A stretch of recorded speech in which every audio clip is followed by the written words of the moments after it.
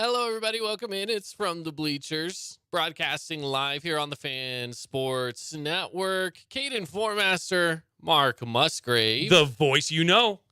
Welcome you into the show, everybody, here on this, what is today, Tuesday? Dude, I'm not going to lie. It is Tuesday. This week is already throwing me off just because last week we just weren't around. Yeah, it is Tuesday, though, yes. So, yeah, it's Tuesday. Welcome in on this Tuesday. Absolutely. Great show going on today, by the way. Mm-hmm. Should be really fun. I'm really excited about it. So make sure to get the word out now if you have friends and family that want to listen in. We're going to have coming up here very shortly the Pineview girls golf team is going to be with us talking about their championship run. We're also going to be having Patrick Amico in the second hour. Yep. So that's going to be a lot of fun and just a lot of good stuff going on today. So make sure to, watch us on YouTube. You can go and watch that interview with Pineview Golf coming up here very shortly. So yeah, should be good. It's going to be a good day. It's going to be a good day. We had champions in studio yesterday as we had the Crimson Cliffs baseball team in. Yeah. We would have had these lady golfers in last week, but we were up doing baseball tournament last week, so we weren't able to get them in, obviously, but we've got them in today. They're actually up front waiting for us. Can't wait to get them in and talk about their golf season. Oh, yeah. We'll get to them. We'll have kind of a shorter first break so that we can get to them. But before we get to them, Mark, how you feeling? Well, I'm sending out a quick text right here. I know this isn't very good radio, but this is what I'm doing. I'm actually sending the link to the YouTube so that good job. Family and friends can watch it for the lady golfers. But anyway, got it done. Well, I asked how you're feeling. Your Lakers are done. Well, I thought for sure you'd have a broom in here sitting somewhere. You are failing. Well, I do have a gift for you, buddy. Oh, maybe he does. You son of a gun. Yep. Let's see it. Yep. There's your broom. There's your broom. Yeah, LeBron. I'm not even joking. We got a broom in here. I thought for sure. Yeah, I'm not disappointed in you. I was disappointed for a quick second. You're like, come on, there's no broom in the room. Well, I brought in the broom from the broom closet down the hallway. Yeah, absolutely. I had to make sure that you had that. So just wanted you to have a little gift as a reminder that your Lakers got swept. Oh, LeBron. And you know what? Now he's talking about retirement or taking a year off. And it's like, I was listening to Rome today, who's on the Fan Sports Network from 11 to 2, listening to Rome today. And he's exactly right, though, Rome. You can't take a year off when you're 38 years old. You are only getting older. And there's no way in the world this dude's retiring. He's been wanting to play with Bronny, for the past 10 years. He's been talking about playing with his son when he gets into the NBA. He's probably only a year away from that. He's going to probably play a year at USC, be drafted. So, yeah, there is no way in the world he's retiring. He can say all he wants, but there's no way. Yeah, I feel you on that. I don't think he's retiring. I know there was word of it, but again, I'm with you. I just don't think he's going to, because he had there's this whole thing about wanting to work with his son. Right, exactly. I honestly wonder if this is just a way to try to convince the Lakers of like, all right, we're fine letting you go if he wants to go somewhere else. I think it's his way of diverting the attention of being swept in the Western Conference Finals, because that very well could instead of us talking about and the national media, I've been listening to them today, and instead of them talking about how the Lakers were swept, now granted, the games were close. I mean, they were, but they were swept. So instead of us and the national media talking about that, we're talking about LeBron possibly retiring, possibly taking a year off, and then joining whatever team that Bronny gets drafted by. So I think kind of that's the attention. I think that's what he's trying to do. I think so too. I can see that. I think so. Yeah. Yeah, why not? So it makes sense. I mean, I just think I think he's got 2 more years in him. I really do. I do too. I think that he really wants to try to play with his son, so he's going to play a couple more years. Right. So whether that's with the Lakers or whether that's somewhere else, I don't know. But I mean, why not just stick out 1 more year with LA? Yeah. Your kid is playing at USC. You're right there. There's no question that's what's going to happen. No question at all. Yeah, I don't understand why he wouldn't do that. And that's the thing too is, when players like LeBron talk about retirement, hanging it up, there's no way that he's going to end his career being swept by the Denver Nuggets. That's just not how he's going to hang it up. I mean, you know me. I am not LeBron or die. I'm not a LeBron guy. I'm an MJ as far as the GOAT's concerned. I'm a Kobe guy as far as Lakers are concerned. My interest in the Lakers kind of dropped when LeBron went there. So I am not a LeBron guy. But the fact that he has legacy, the fact that he is considered a GOAT or in that conversation, He's at least in the conversation. There is no way in the world he hangs up his sneakers with a 4-0 sweep that the Denver Nuggets just put on him. There's no way. And I don't necessarily see him going out and leading a team to a championship either. No, I don't think so either. I think he has to. Again, it's going to be very difficult for a player of that stature to take a back seat to somebody. Yeah. But even at 39, even at 38, he was he was the heart of that Laker team. Very good basketball player. He still averaged probably 25, 26 points. And yeah, it's impressive. I mean, it is impressive for a 38-year-old, no question about it. Impressive for a 28-year-old. Yeah. But yeah, he will have to take a back seat, I would think, to somebody, whether it's AD or whether it's another free agent that the Lakers bring in or something. But it's so hard for a Michael Jordan, for a Kobe Bryant, for a LeBron James, a Magic Johnson, a Larry Bird, just very difficult for that type of psyche or that type of frame of mind to be able to take a step back, even though it's because of age, to take a step back and let somebody else be the leader. Yeah. Very difficult. Yeah, it is. Michael Jordan, when he played with the Wizards, he was the leader of that team, but they weren't a good team, right? That can be the case if, the longer he plays, because he is just that kind of a guy where he's going to be the leader of a team just because of who he is. Right. Now, if he could take a back seat, then maybe that's an okay team. You look at guys who have had long careers recently, like a Vince Carter, for example.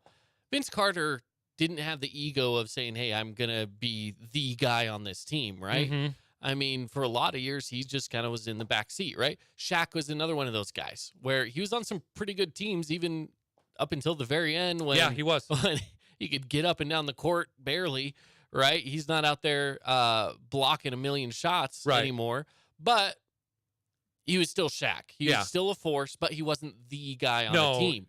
When he was with the Heat, it was Dwayne Wade. Yeah, he was with the Heat. And he even went to Cleveland for a little bit with LeBron. With LeBron, that's exactly right. So, you know what I mean? I mean, he was one of those stars that he's a mega star. He was an MVP that took a back seat. Yeah. And I just don't see LeBron ever taking a back seat to a younger star. But can he be, because he already is a facilitator, but can he be a facilitator to a top scoring player, whether they bring in, I don't even know who to say. Well, they're talking about bringing in Trae Young, for example, with Atlanta. Yeah, is he a guy that's going to be a headliner?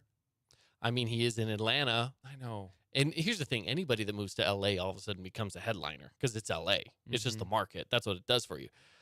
I've never been actually all that high on Trae Young personally. And they're trying to bring in Kyrie. They're still those conversations are still talking. A conversation, sure. Obviously, I'm against that as well. I don't really want the 2014 Cleveland Cavaliers to be the new Los Angeles Lakers. You know what I mean? Sure. So Yeah, I would much rather have them go after a younger player like that, or some of these other young studs that are going to, their rookie contracts are coming to an end, and the Lakers, Los Angeles, with its history, with its climate, all that kind of stuff, it's always going to be a desirable place to go play. Yeah. But could LeBron James be more of a facilitator, more of a Magic Johnson, more of an Isaiah Thomas, where, yes, he's still a star, but he's going to be thinking pass first, score second? I don't see that happening. No? I really don't. I think Well, look, somebody like LeBron could, though. Who is the guy? I really do. Who is the guy that they had the ball in his hands to try to make that final shot of the game last night? It was LeBron. Yeah. Right. It didn't work for him. Denver locked him up. But that's what I'm saying is But is LeBron the guy to go to in that situation, though? I don't know, but he wants to be the guy. But he's always been criticized as well, especially when he was younger. Well, pretty much all of his career, of being a guy that would pass up that shot and pass it to somebody else. I remember criticism early on in his career where the media, was really on him about he needs to take more shots. He needs to take those shots at the end of the game. He's always passing it off. And I don't think there's anything wrong with that either. I mean, look what MJ did in his career. I mean, John Paxson, Steve Kerr, those guys got big shots and they made them for the Bulls. I mean, so again, as a leader too, you have to be able to trust your team. MJ did his team, and I think LeBron always has on his team too, but I can kind of see him making that shift to being a facilitator and maybe taking a back seat, scoring, maybe not being minutes, the guy. Not minute restrictions, not facilitating, not defensively, but you're just saying with the ball in his hands to drive to the hoop, he might not be that guy.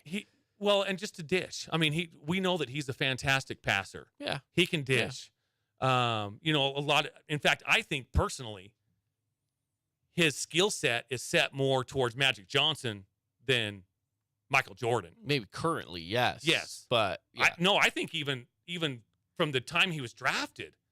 But he's always tried to be Michael Jordan. Yes. Well, the media has always compared him to Michael Jordan, which I think is unfair. I think his skill set has always leaned towards Magic Johnson's skill set than Michael Jordan's skill set. Now, a little bit faster, a little bit bigger than Magic, obviously, but I still think with his vision, stuff like that, I think he can be a facilitator.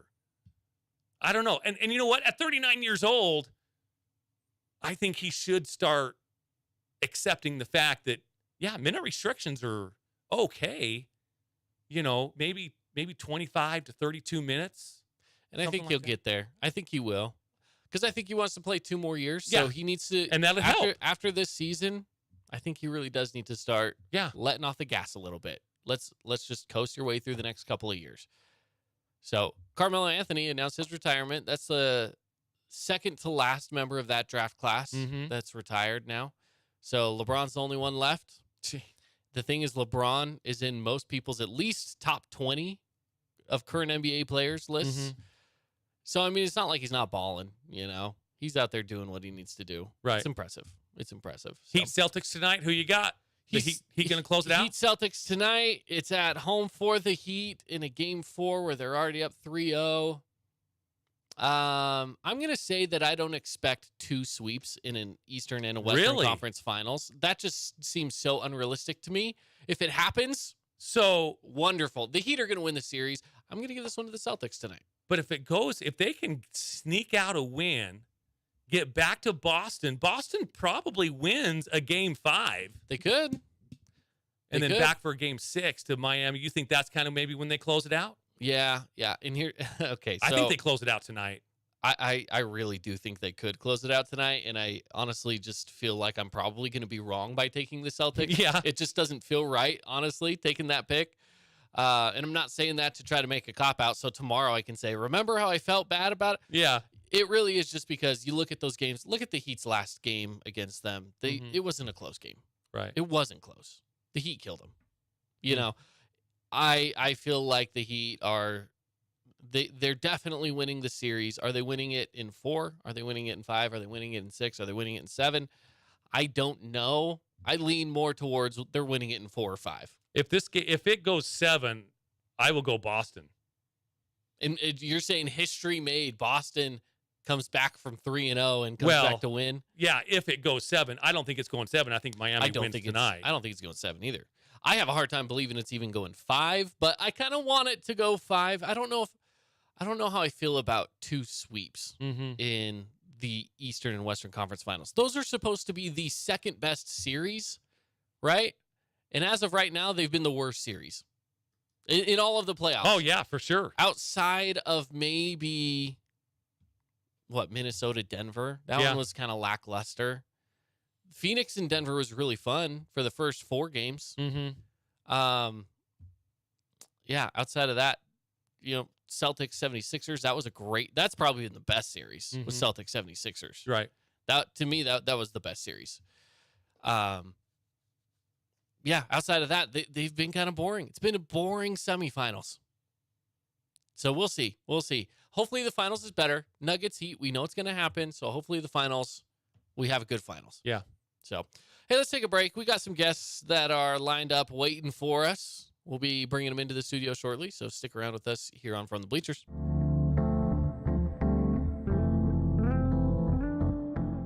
Did you know that St. George News has a new app? Download the St. George News app today and stay up to date on everything happening in Southern Utah. Get instant notifications on news, weather, sports, and more. Download the app today and get your local news now.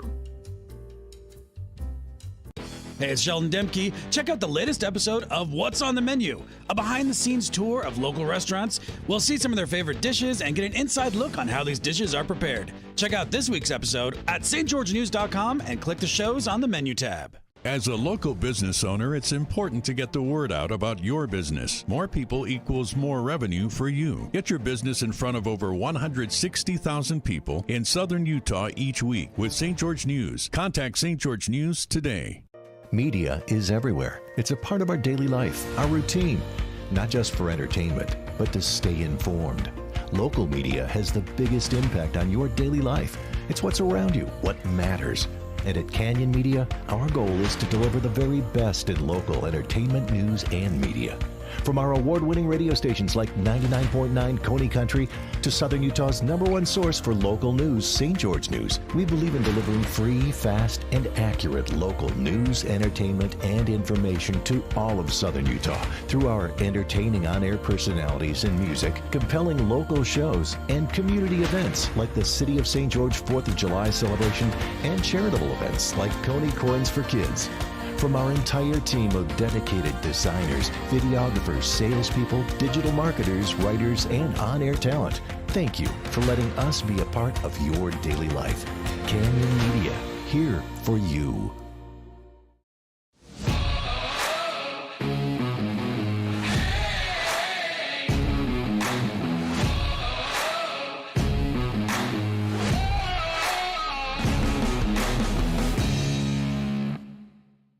Check out this week's edition of TGIF on stgeorgenews.com. TGIF is your weekend adventure guide to all the fun and exciting things going on in Southern Utah this weekend. Find this week's edition at stgeorgenews.com and click the shows on the menu tab. Have a blast this weekend. Hey, it's Caden Formaster. And Mark Musgrave, the voice you know with the Fan Sports Network. Check out our local sports radio show, From the Bleachers, live every weekday from 4 to 6 p.m. Listen to us on the radio on 99.5 or 95.3 FM. You can also listen through the Fan Sports Network app or watch the show live on the Fan Sports Network YouTube page. The Fan Sports Network is your home of Utah Tech Trailblazers, high school sports, and the pros. The Fan Sports Network, Southern Utah's home for local sports.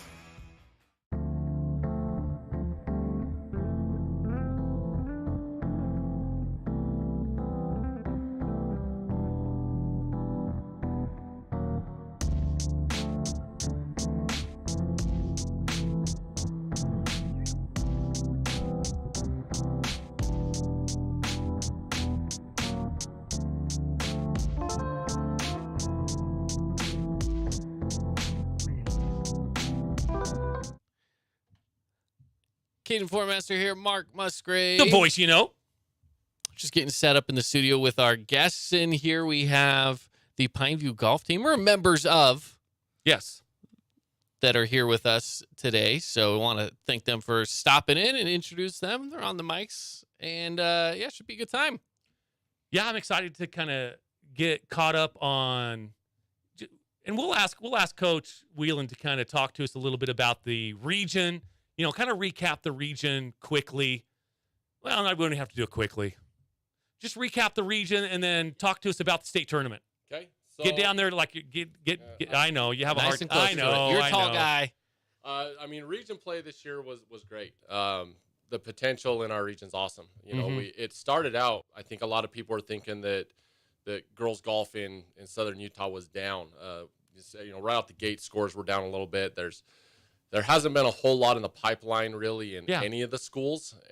But I think this year proved that everybody was wrong, that golf down here is super strong, and there's actually a lot of girls coming up. It was our toughest year by far. Cedar is good, and Cedar's going to be good for a long time. And they finished third in state as a team. Yep, I think they finished second in the region to us, and third up at state, and it was tied up there. But they're going to be good for a long time, and so there are a lot of really young girls that are playing good golf.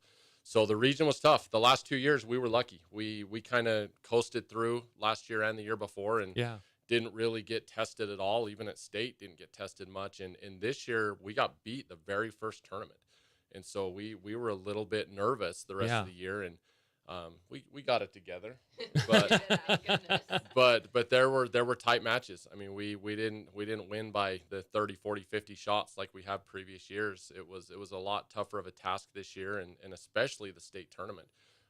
We're able now, because the PGA has a really cool new website that tracks all the schools throughout the season. So we were able to see what those northern schools were doing all year long, and they were good, and their scores were close to us. I think Green Canyon is only 4 strokes off on their season average from us. And so we knew we had to go win it this year, and luckily these girls did. Yeah, and just to kind of let our viewers and listeners know, the way that the rankings went at the end of the day was Pineview, you guys finished first, followed by Green Canyon, Cedar, Ridgeline, Crimson Cliffs, Skyview, Mountain Crest, and Bear River was your top 8, the 8 that made the cut. Yep. So, yeah, fantastic. Let's talk about the season a little bit leading up to the state tournament. How'd you guys fare throughout the region competitions? Want to chime in?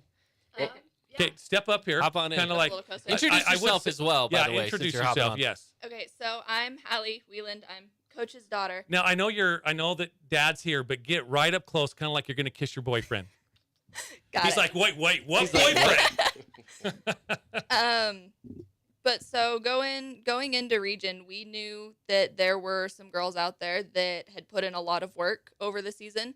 And so we knew that it was going to be a little bit more difficult. We knew that we were going to have to definitely play up to our potential a little bit more than we maybe had been in the past. And so I personally went into the season knowing that I just had to have fun senior year. So I just went into it knowing that whatever happened. We already had 2. So I was happy with whatever outcome. So this is the third, right? Back to back to back. Yep. Yeah, this is 3 in a row. And That's amazing. And that really was kind of our mentality early in the season. As I told the girls, I said, listen, a third would be great, but winning 3 in a row in anything is tough. Winning back to back is tough. It is. And so I said, listen, if we can go get another one, that's awesome. But if we don't, we don't. And so we tried to have the mentality of this should be the least pressure we've ever felt. Because I don't know that really, especially with the northern schools getting so much better, I don't know that too many people thought we could go get 3 in a row. And so we kind of felt like, hey, we're not feeling a ton of pressure this year, so let's just go play golf and have fun and not go to school once a week. Nothing wrong with that, huh? Yeah. So talk about the competition up there. I know that obviously playing in Southern Utah, we have the weather on our side a little bit here. And I'm sure the beginning, again, it was a little bit of a colder winter. The beginning of the season was a little slower start. But do you feel like you guys had a bit of an advantage just because, again, you can kind of get out there a little earlier than some of these other teams? So halfway through the season, I would have said yes, because they hadn't even started yet. Yeah. I mean, we were 3 or 4 tournaments in, and they hadn't seen grass yet. Because, Region 11, who's also in 4A with this, that's all the Logan schools. Right. But then when they started playing, they had to cram it all in, which you could look at it one of two ways. You could look at it as, they're having to play all these tournaments, or you could look at it as they're getting to play all of these tournaments. And so they crammed it all in, which, like I said, depends on how you look at it. My personal opinion is I think that helped them a lot because, we're playing once a week and then we have the weekend off and then we have a practice and then, but these girls, they were competing almost every day for the couple of weeks leading into the state tournament, which I think personally was a big benefit for them. Mm-hmm. Interesting. So what did you shoot on the last day? I was 84, I think. I think so. 84 the last day. Now let's bring in now this is Hallie. This is Maddie. Dang it. This is Maddie. Coach's other kid. Yeah, coach's other. Now what did you shoot the last day? 88. So older sister beat you? Yeah. How does that go over at the dinner table when younger sister? Did you ever beat older sister? We tied, but I never beat her. No. You are a good younger sister. In tournament never- play, let me chime in. In tournament play, she's never beat her, but non-tournament play is a different story. Okay. How is it at the dinner table when you do beat her? She's kind of mad. She's kind of mad. No, What- it's one of those things where it's good to have the challenge. It's Yeah. something that kept me on my toes. Can't let little sister beat me. Yeah. But it was also an incentive for her. I told her, hey, if you beat me at this tournament today, we'll go out for lunch tomorrow. Yeah. Is there a pretty good sibling rivalry when you get on the course? Like, do you guys talk crap to each other? Yeah. Yeah. Gosh, pretty I good. would love to hear that trash talk, Matt. That would be so awesome. I don't buy it myself. These two are pretty close, and one of the things I found out this season, a way I could motivate Hallie is I could, if our team needed a boost. Because there were lots of times this year that we weren't playing great. Luckily, we still won most of the tournaments, but there are times we weren't playing great. And if I needed Hallie to step it up, I would go to her and tell her that Madison was playing terrible. Yeah. But it wasn't that for any reason other than she wanted to pick her sister up. Right. Like, hey, Right. Maddie's having a rough day. I need you to pick her up. And more times than not, she did. It was pretty awesome. Yeah. And we'll talk to Kenzie here in a second. We'll get her involved. But I want to talk to you two just one more little tiny bit because you are sisters. What's it like? Like, are you a junior, sophomore? What are you? I'm a freshman. Oh, you're a freshman. So this is your first title. Yeah. What's it like then to share this state title with your older sister? It's been fun. Like, I feel like we've really looked up to this year. Like, oh, Hallie's senior and Yeah. Maddie's freshman. So to win it was really cool. That is awesome. Yeah. Something you guys will have forever. There was a lot of hype leading into this season. Yeah. I've been coaching for a while and, not taking anything away from the other girls because in a sense, these are all my girls, right? Yes. Yeah, absolutely. But this is the only year I got both these two. And so there was every year to win it. It was this year. Yeah. And so I think that was the sweetest thing Sure. for me personally, taking the coach role aside, Matt as the dad, it was all about this year. That is awesome. Let's talk to one of your other girls, Kenzie. Kenzie, right? Yes. Oh, I You got can the pull name. that microphone Yeah, down just to pull it you down a little bit. as well if you'd like. There you go. There you go. That's So what was your role here on the team? Now, are you what? I'm a senior. You're a senior as well. Yes. You're going on to bigger and better things. How far do you drive the golf ball? It depends on downhill. Downhill, I can probably get it about 260, 270, but on Really? average, about 230, 240. Hey, that is pretty good because you are tiny. Yeah, that was one of my favorite things. The driver's probably my favorite club in my Really? bag. Yeah. When growing up, Hallie did a couple with me. We did the Yeah. long drive out in Coral Canyon Yeah. lots of times growing up. Which Just that's coming up here in another yeah, month. and that was always the funnest thing to do is show up and play in the women's division and being this tiny little girl. Oh my And gosh. Everybody's reaction like, "Oh my goodness, how can you hit the ball that far?" That is awesome. When did you pick up golf? I was about 9, 10 years old. I grew up on Sky Mountain Golf Course. Okay. And we lived right on hole number 10, and I would watch golfers come and go, and then Ping came out and did one of their events, and Yeah. my dad walked me out there, and I bought a little tiny set of Ping golf clubs in. That is awesome. Now, what's it like to you to win back-to-back championships? It's so exciting. I have been dreaming about this since I was in 8th grade, and I remember coming in freshman year, and I was originally going to play for Hurricane, and Matt convinced me to move out to Washington with my parents to play on his team. That's what I like about a high school coach. A high school coach that recruits. I did not illegally recruit her. She was going to Pineview. Yeah. Oh, But- my goodness. Since freshman year, that was when COVID happened and Yeah. our season got canceled, Yeah. and that was a little disappointing. But we still went out there to the individual state tournament that the PGA put on, Mhm. and that was fun. And sophomore year came, and we won our first title, and I was like, yeah, I want to win this Yeah. every year after. That's awesome. What's probably your favorite course that you played at throughout this season? Sky Mountain.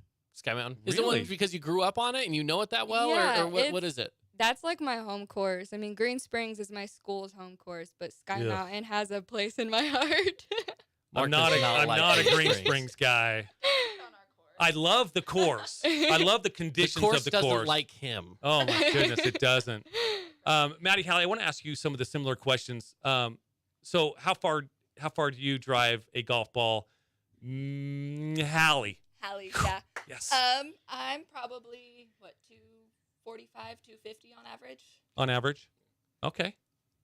And Maddie? Like, About the same. yeah, About the same. 230, 240 probably. depends on if the wind's blowing. And what's your and I'm going to follow up on Caden's question. What is your guys' favorite course? Mine is definitely Green Springs. Definitely Green Springs. Oh my gosh. Okay. How about your favorite course that you've ever played? Okay, Wolf Wolf Creek. Creek. Wolf Okay. Creek's the cake, but My gosh, I'm trying to go there, Matt. Hey, and- give me a plug. Come on. yeah, exactly. I was trying to go there. you ask my favorite course. Okay. I think that I play regularly. Okay. And Green Springs it's my second home. That's where I live. How many courses have you played on Mother Earth? So I don't know. A lot. And is Wolf Creek your favorite, or do you have another one that would be right up there with it? No, I definitely think Wolf Creek Wolf would Creek. be the favorite. It's gorgeous, man. I went out there about 2 weeks ago with Dalton, who works down there with Matt, and we got out. We were the first ones out. It was so the wind hadn't kicked up, nothing. Everything was perfect. Conditions, greens, fairways, That's the tee way to do it. boxes. It was so nice. Yeah. So talking golf courses and their drivers Yeah. kind of led me into this. If you've never played Logan River, which is where State was, Yeah. okay, I'll tell you that was our challenge. That golf course was not designed for Pineview golfers because Really. well, our strength is just like they said. Is driving, is distance, So is it like a lot of dog legs and a lot of corners? So- Like what is it? narrow it's- fairways. Yeah, it's tight, lots of trouble, and short. You know, it's a lot of golf course crammed into not very much space. I think Yeah. something crazy like 17 of 18 holes touch water. Wow. But it's set up to not hit driver. So Alyssa, our number one, who's Yeah. not with us, had to work today. She didn't hit driver one time all week. I think Hallie maybe hit driver twice, 3 times. 3 times. Twice. Yeah. I mean, there's par fives that these girls are hitting 9 irons off of. Really? 9 iron wedge.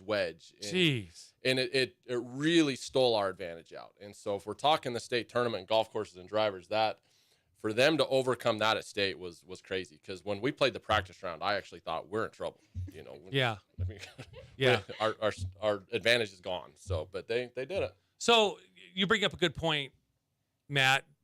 Tell us the other members of your golf team that was involved in this championship. So we actually only rostered 5 girls this year. Okay. We had a bunch graduate last year, but we have Alyssa Butterfuss, who was Okay. our number one, who outstanding player. She was the tournament leader after day 1. Unfortunately, woke up sick, was sick all night, was sick in the morning, Yikes. was sick through about the first 8 holes. Oh, my Lost her goodness. lead, scratched back, but never got there.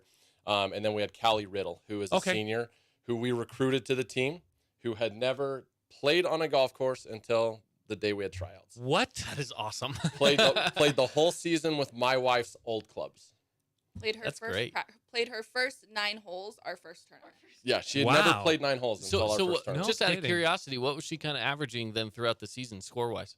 She had some big numbers, but I think her season average got down to 117, 120, something like that. For a brand new golfer, Yeah. that's And, awesome. and just FYI for all you listeners, that's with no foot wedges. It's not Right. fluffing up the ball. There's no gimmies. There's no mulligans. There's no gimmies. yeah, that's a fresh player Yeah. hopping into the sport and getting judged very harshly. Yes. You know, Yeah. yeah, that is actually really cool. That's a cool story. Yeah, That's tough. She was fun. She was way fun to have on the team, and she couldn't be here today either. She had graduation stuff. Yeah. Yeah. It's a busy week. It is You've got a busy week.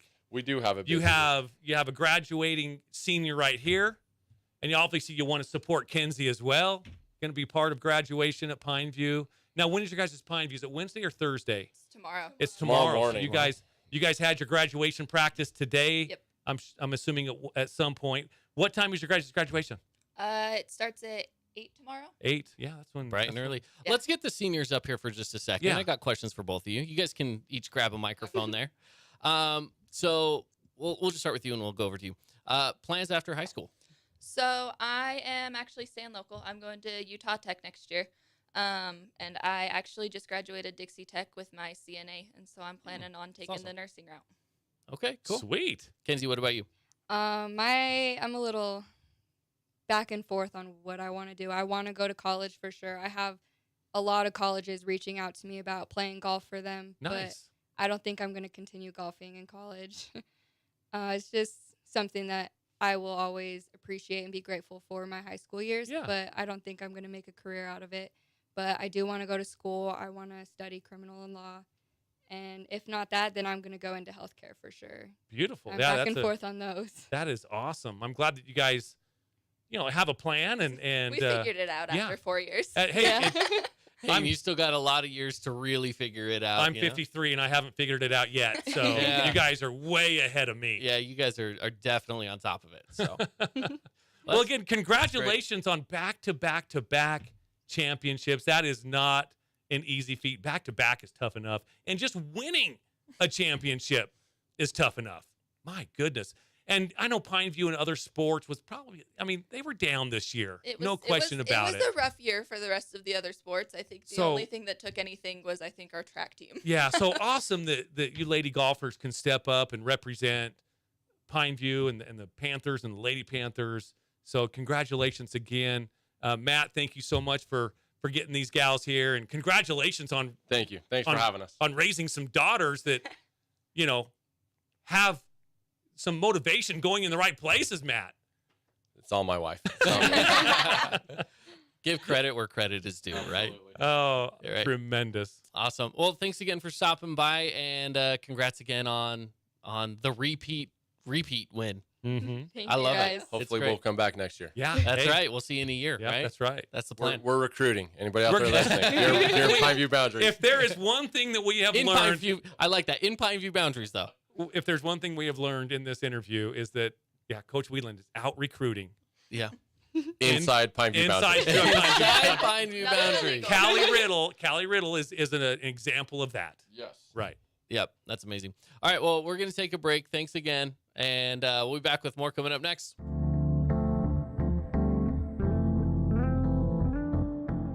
Did you know that St. George News has a new app? Download the St. George News app today and stay up to date on everything happening in Southern Utah. Get instant notifications on news, weather, sports, and more. Download the app today and get your local news now. Hey, it's Sheldon Demke. Check out the latest episode of What's on the Menu, a behind-the-scenes tour of local restaurants. We'll see some of their favorite dishes and get an inside look on how these dishes are prepared. Check out this week's episode at stgeorgenews.com and click the shows on the menu tab. As a local business owner, it's important to get the word out about your business. More people equals more revenue for you. Get your business in front of over 160,000 people in southern Utah each week with St. George News. Contact St. George News today. Media is everywhere. It's a part of our daily life, our routine, not just for entertainment, but to stay informed. Local media has the biggest impact on your daily life.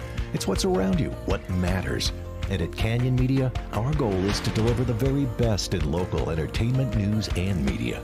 From our award-winning radio stations like 99.9 Coney Country to Southern Utah's #1 source for local news, St. George News, we believe in delivering free, fast, and accurate local news, entertainment, and information to all of Southern Utah through our entertaining on-air personalities and music, compelling local shows, and community events like the City of St. George 4th of July celebration and charitable events like Coney Corns for Kids.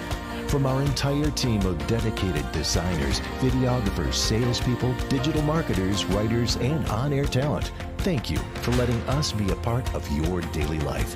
Canyon Media, here for you.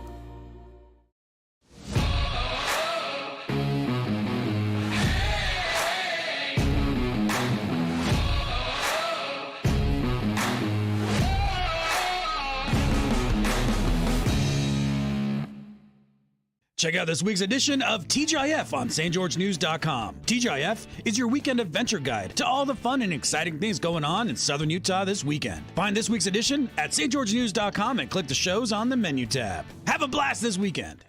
Hey, it's Caden Formaster. And Mark Musgrave, the voice you know with the Fan Sports Network. Check out our local sports radio show, From the Bleachers, live every weekday from 4 to 6 p.m. Listen to us on the radio on 99.5 or 95.3 FM. You can also listen through the Fan Sports Network app or watch the show live on the Fan Sports Network YouTube page. The Fan Sports Network is your home of Utah Tech Trailblazers, high school sports, and the pros. The Fan Sports Network, Southern Utah's home for local sports.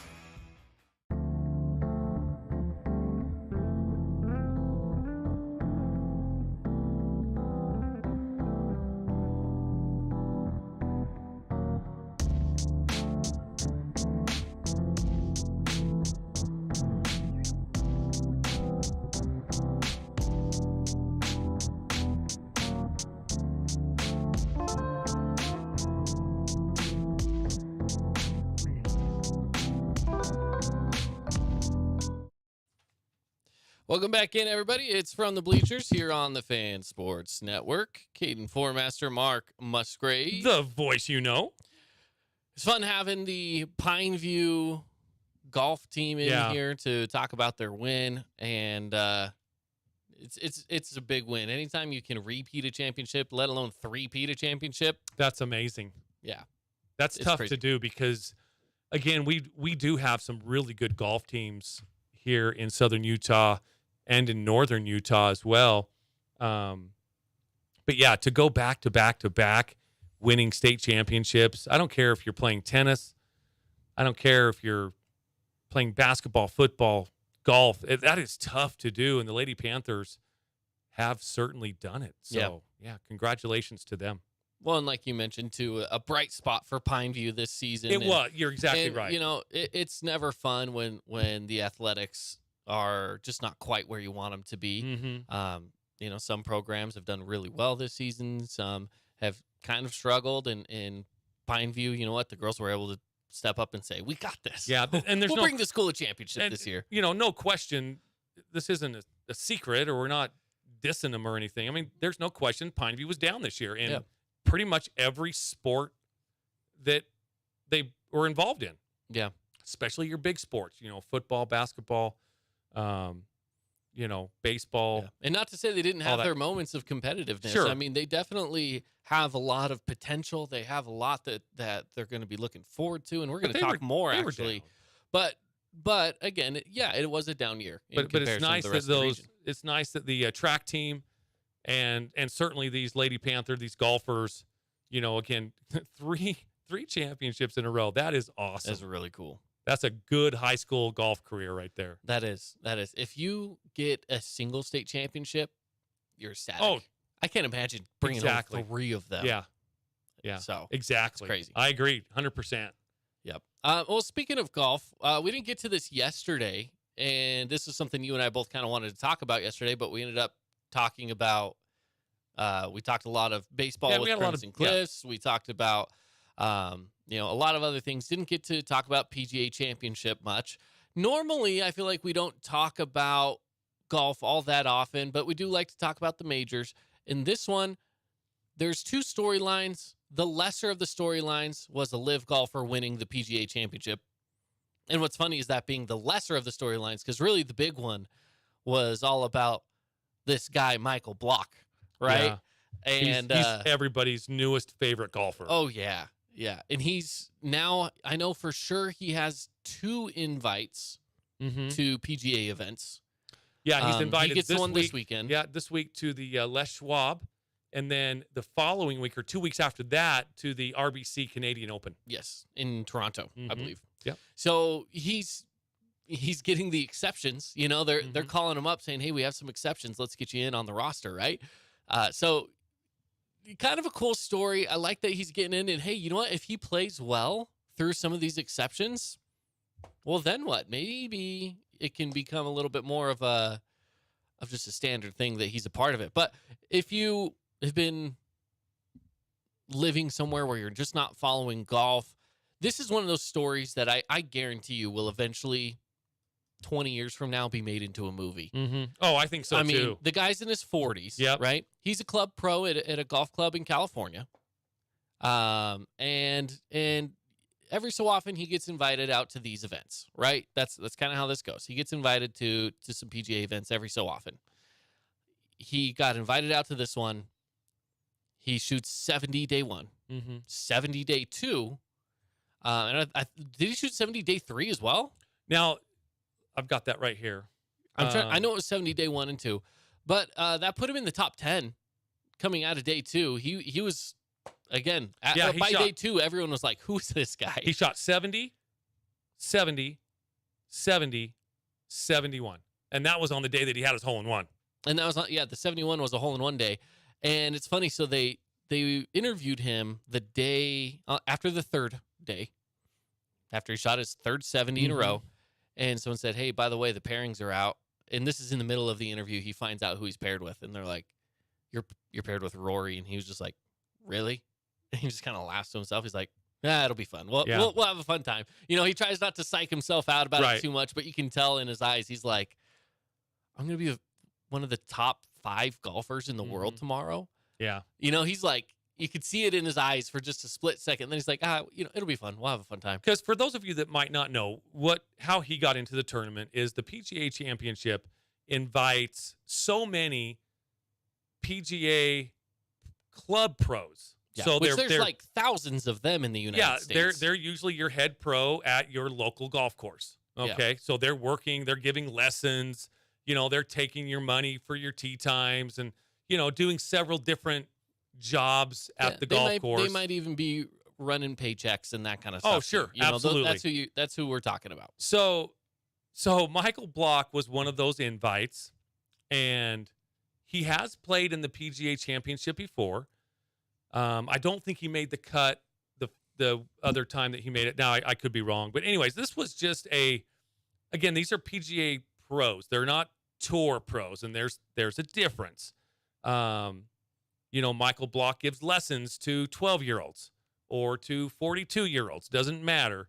I think he charges $150 an hour for golf lessons, and he was saying that his wife is probably going to make him raise the price. Yeah.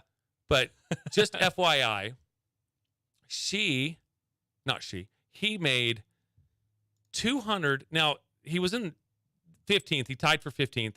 So the purse on that is $309,000.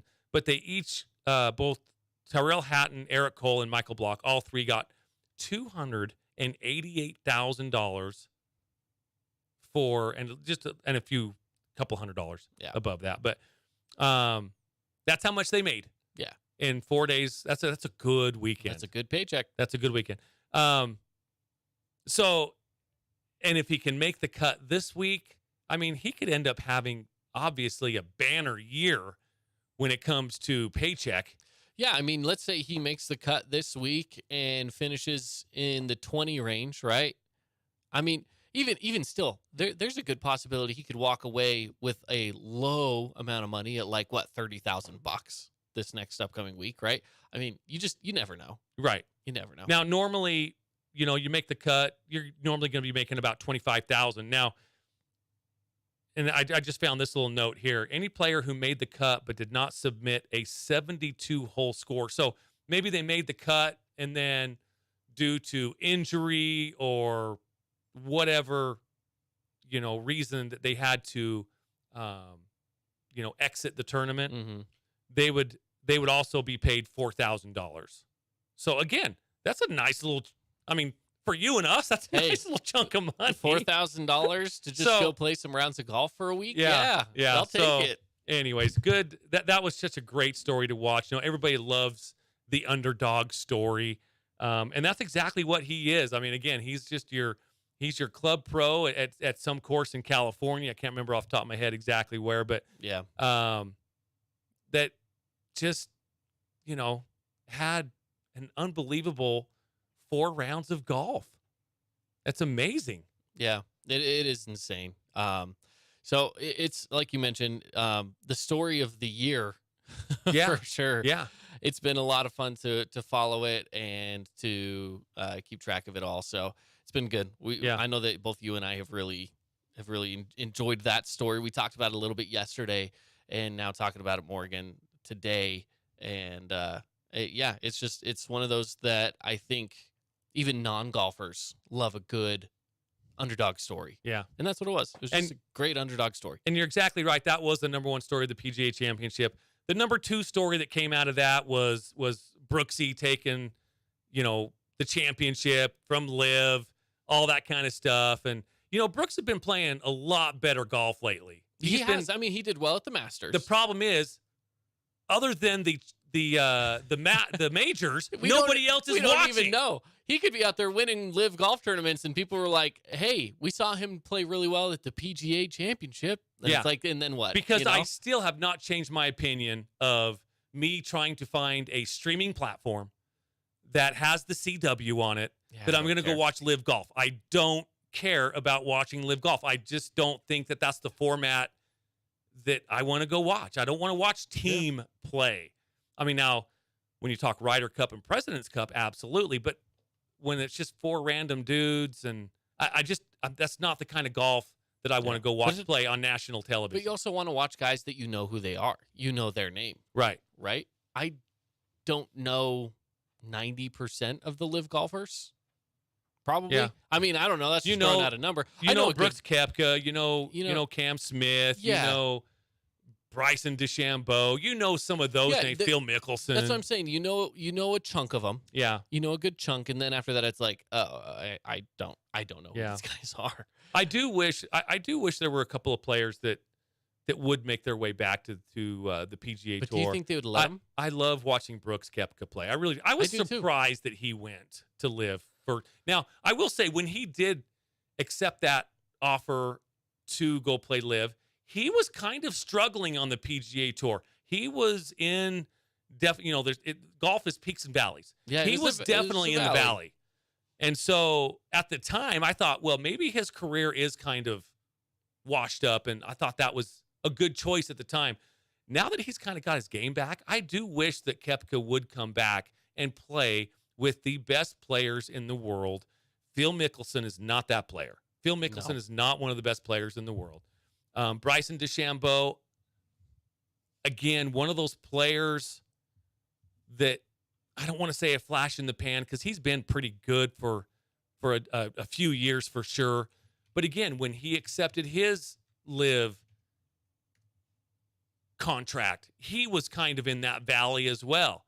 I'm surprised that both of those two went, because they do both kind of, well, the media painted it like they hated each other, but even before they went to live. So I was surprised that Brooksy went after, I think Bryson DeChambeau went first, if I'm not mistaken. I could be mistaken on that. But anyway, I do wish he's the only one, and probably Dustin Johnson. Him and DJ was one I of those, kind of, okay, and Cam Smith. Those ones. I wish that's all I'm stopping at. Those three. Those three. I'm not going anymore. Cam Smith, Brooks Koepka. I wish those 3 would make their way back to the PGA Tour. Your question a little bit earlier is, would they let them? I don't know. The PGA, they've sounded like they're playing hardball. Like if they tried to come back, they wouldn't let them. But if they're out there winning championships, you gotta be like, come on, you want that guy on your team. You want that guy on your tour, because he is one of the better players in the world. But it'll just have to be, if it's like, if they tried to come back now, I think that the PGA would still have that wall built. A little sour. It's been a little. I think it's too soon. Okay, so here's the thing. If it kind of calms down a little bit, I think time heals all wounds. I think they would let him back in. So the U.S. Open is in about 2 weeks, a little over 2 weeks, 3 weeks from right now. Especially Brooks, just because he played so well at the Masters, and then obviously he goes and wins the PGA Championship, right? If he goes and finishes top 5 in the U.S. Open, is it now a different conversation because the last 3 majors he's finishing so well? I think it is. Well, again, I think, it just- at least with him, it's like, hey, if he ever did want to go back to the PGA, maybe it's a new conversation to say, we'll let him back. I think this could be, it would be an interesting decision for the PGA because right now they're playing hardball. Well, what they're saying they would play hardball. I think it would be a black eye to their marketing team if one of these players does want to come back, especially one that's succeeding in the majors. Yeah. If they just shut them down and say no. Now, there's still going to have to be some give on the players' take. Like, they're not going to let them play both tours. Right. You'd still have to choose. But we'll have to see. I think it would be a black eye if the PGA said no. Yeah, fair enough. Fair enough.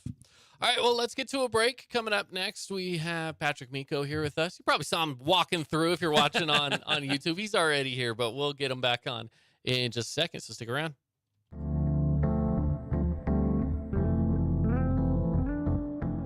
Did you know that St. George News has a new app? Download the St. George News app today and stay up to date on everything happening in Southern Utah. Get instant notifications on news, weather, sports, and more. Download the app today and get your local news now. Hey, it's Sheldon Demke. Check out the latest episode of What's on the Menu, a behind-the-scenes tour of local restaurants. We'll see some of their favorite dishes and get an inside look on how these dishes are prepared. Check out this week's episode at stgeorgenews.com and click the shows on the menu tab. As a local business owner, it's important to get the word out about your business. More people equals more revenue for you. Get your business in front of over 160,000 people in southern Utah each week with St. George News. Contact St. George News today. Media is everywhere. It's a part of our daily life, our routine, not just for entertainment, but to stay informed. Local media has the biggest impact on your daily life. It's what's around you, what matters. And at Canyon Media, our goal is to deliver the very best in local entertainment, news, and media. From our award-winning radio stations like 99.9 Coney Country to Southern Utah's #1 source for local news, St. George News, we believe in delivering free, fast, and accurate local news, entertainment, and information to all of Southern Utah through our entertaining on-air personalities and music, compelling local shows, and community events like the City of St. George 4th of July celebration and charitable events like Coney Coins for Kids. From our entire team of dedicated designers, videographers, salespeople, digital marketers, writers, and on-air talent, thank you for letting us be a part of your daily life. Canyon Media, here for you.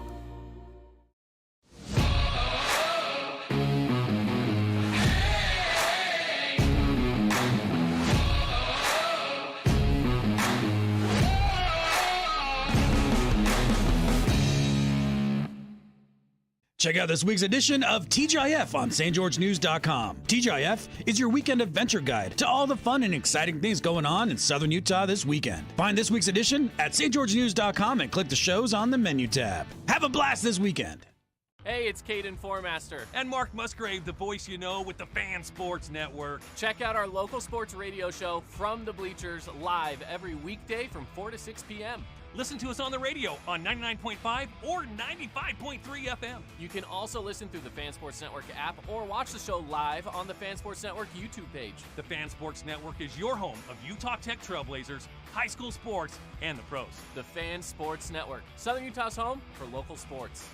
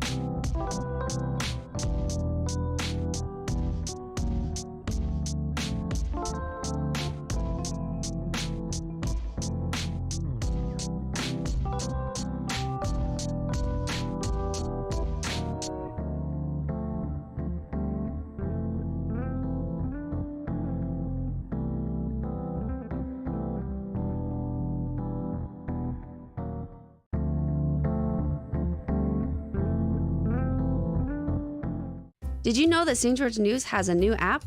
Download the St. George News app today and stay up to. Welcome back in, everybody. It's from the Bleachers, broadcasting live from the Findlay Hyundai studio. Caden Formaster and Mark Musgrave. The voice you know. Welcome in. And guests in the studio with us as well. We have Patrick Amico here with us. Pat.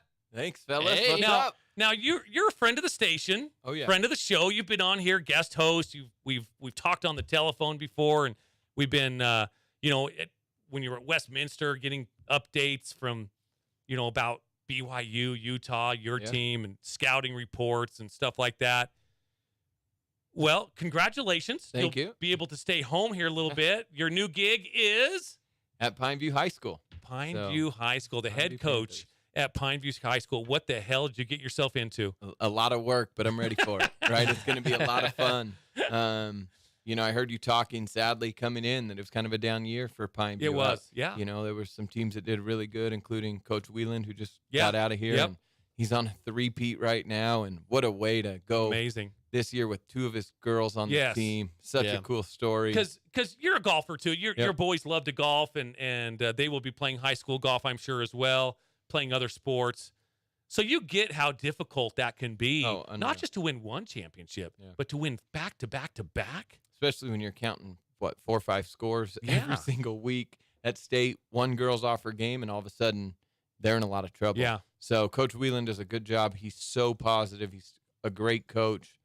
I don't know if he's still coaching with it in town, but anyone that's trying to get their kids into the game, Matt Wheeland's the guy to get a hold of. Yeah. Just give our listeners and viewers a little background on you, the places you've been coaching wise, and then to where you are today. Yeah, so it all started out with my dad. My dad had an AAU program actually before I was born, and I was his oldest. And he's had guys from play all the way high school, college, NBA, overseas, all over. Okay. And then I went and played in junior college for a year at little old Barstow Community College Wow, on the way to Barstow. LA. Yeah, That didn't is a even know they had a hole. team. Yeah. It was. Barstow is a hole. And Yeah, that's true. I realized really quick that genetics is real. And I wanted to be a coach, and playing wouldn't last much longer. So I went out with my dad to IMG Academy, and I coached out there with him. And IMG is unbelievable what they have, from football, basketball, golf, tennis. You have a prep team out there that's fully paid, and then you can pay to go to school out there as well, which is like $45,000 a year. But you live on campus. You have social media classes. You have and food nutrition classes all the way through. And then I came back and took over my dad's program in Vegas, and we had a really successful run. We had over 70 players sign in college, and had kids from Florida and Clemson and all the way to Dixie State or Utah Tech. So, and that was a lot of fun. And finally, I thought that would get me into college. And I kept thinking, hey, I've got the star at Oregon. Why am I not getting a job yet? Yeah. But I didn't have my degree. So when we moved up here, I finished school at Utah Tech, and ran into Mark Pope and Chris Burgess, who's now at Utah, and Coach Pope's obviously at BYU. They were at our game watching our team. We had some local kids, and I said, hey, I'm done with this AAU thing. I'd like to get into college. And Coach Pope said, we might have a GA job for you. This is my first year at UVU. So I went up there thinking I was going to be a grad assistant, and he realized about 2 weeks in, he goes, we're not going to have the money to have a grad assistant. Oh, geez. Let me bring you on as like a video coordinator, special assistant to the head coach, and we'll figure it out from there. And Coach Pope was so gracious to me. So after my AAU stuff, I went to Utah Valley for 4 years. We had an unbelievable run. Coach Pope, Coach Daniels, Coach Feger, and Coach Burgess, the coaches that were there, Coach Ordusky, we turned around a program that literally was barely getting by to back-to-back 20-win seasons. We went to the CIT 3 years in a row. First time we had gotten postseason win in school history. Back-to-back winning 25-win seasons, which were both school records. And then all of a sudden, Coach Pope gets the BYU job. And we sat there as assistants, and a couple of them went for the head job at UVU, and they didn't get it. They brought in Mark Madsen. Okay. And we all sat in that office that night, and it was, they're making a lot more money than I am at that point, right? And I remember I'm sitting there, and they're like, wow, we just had back-to-back record-setting years, and we're all essentially jobless. Right. Like, what is happening? Yes. And luckily, a couple of them went over. Coach Burgess and Coach Feger went with Coach Pope to BYU, and so did Coach Ordusky. Coach Daniels, he went up to Weber State, and I got the call to Westminster. They needed a new head assistant. So I went up to West Minnie for 4 years to work for the great Norm Parrish. Mm-hmm. And Coach Parrish is at Salt Lake Community College for over 20 years. He's the only coach in the state that has a national championship ring in college. Wow. He also has a runner-up that he hurts a lot more than that national championship, but he got that the next year. He has over 600 wins as a head coach. And he was an assistant at Utah for a while. Then he came over to Westminster. So he was unbelievable to learn from. Two guys that totally do it different. Coach Pope, it's relentless, 24 hours. We're going to be in the gym from 5 a.m. until 10 p.m. We're going to be in this office. We're going to be learning. We're going to be watching film. Coach Parrish, we're going to get in there and get our work done and work really hard. But then there's no need to watch the same game over and over and over or do the same thing. So get out of here, rest your mind, come in refreshed. So it was a great way to see there's a million ways to skin a cat. I don't think I could have learned from three better men, from my dad to Coach Parrish and Coach Pope.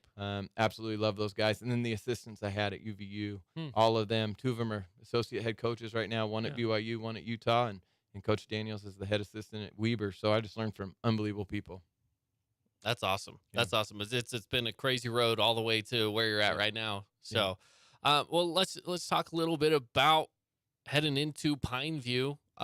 Again, this is you're able to coach at home now. I mean, this is where your family's at. This is where you guys live. So, what does that mean to you to be able to just kind of be able to commute 10 minutes from your house as opposed to 4 hours from your house? Yeah, so a lot of listeners might not know, but my wife, she's a superhero. So she stayed home with our 4 kids. And we had 3 when we first started at Utah Valley, but with our 4 kids. And I would live up north during the year. So at UVU, 4 years ago and 8 years ago, our kids were younger, so they weren't in all their club sports and stuff. So Jen would get off work on Thursday or Friday. She would drive up, stay the weekend with us, and she would come back home.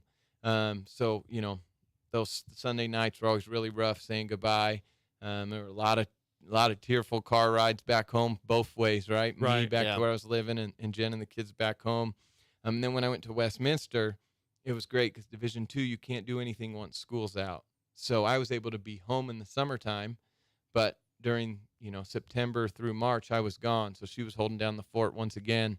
And so that's what Caden means by working from home. So now I'm 10 minutes from home and I get to help out and I get to help put the kids to bed or help with whatever needs to be done around the house. So my wife can hopefully, be here working a little bit more. And I can help her out because if it wasn't for her, none of this would have been possible, right? Jen's a rock star. Yeah. She's the rock and she holds it all together. And I just try not to screw it up too bad. Now, have you reached out to Coach Eves? Have you talked to him at all and getting some information on the team that he has, now not being the head coach of? Yeah. Has he helped you out a little bit? Yeah, so I guess I skipped that in my story. When I was here finishing up, I coached a year at Dixie High under Ryan Cuff, and then Tyler Roberts was the head assistant. And then I went over to Pineview, and we actually won a state championship there. Okay. Coach Larson was the head coach, but Coach Eves pretty much was running the show at the time. So Coach Eves is someone I look up to a lot. This has not been easy for him, and he's someone I really appreciate. Yeah. So I did have a conversation with Coach Eves. He's someone, like I said, I really look up to. I'm going to lean on him a ton, as much as it is possible for him, because he still loves those kids. He still wants to be a part of it. He's built such a great program there. And, the great coaches from Coach Lynn, Coach John Wardenberg, and Coach Eves, they've built this foundation at Pineview. And it's fallen off, but the steps are there. Coach Eves has shown that, how we can get that back. So we're going to get it rolling. I'm going to lean on Coach Eves as much as I can. Again, as much as he's able to, because he sure loves those kids and he wants nothing but the best for those kids as well. So I'm going to lean on him and use him and help him out. And he's put together the schedule already for next year. So I think I can add 2 or 3 games, but he's done a good job with that. And he's had, any questions, whether it's fundraising or practice or camps or whatever, he's willing to help me out. So he's just a great guy. He's still going to be over there at Pineview High School. Yeah. But just a great man and mentor for not just for me, but for the young men on the team as well. So let's talk about the team a little bit. I know coming back, you got 2 of I would say, two of the best shooters in the region in Griffin Shepard and Nash Schroeder.